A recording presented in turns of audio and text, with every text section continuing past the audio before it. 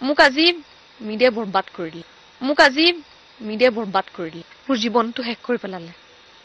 মই বহুত কষ্টত আপাৰ চামৰ পৰা অকলে বহুত কষ্টত নিজৰ কেৰিয়াৰ এষ্টাব্লিছ কৰিছে কাৰণ যদি কোটি টকা আৰু সম্পত্তিৰ কথা কৈ আছে গোটেই তাৰ পইচা মোৰ ওপৰতে খৰচা কৰিছে কি পইচা খৰচা কৰিছে সেয়াটো ওলাব ন আৰু বিয়াত খৰচা কৰিছে ষ্টেটমেণ্ট দিছে সি মই তাৰ পৰা দম দি লৈছো বা কিবা কৰি লৈছো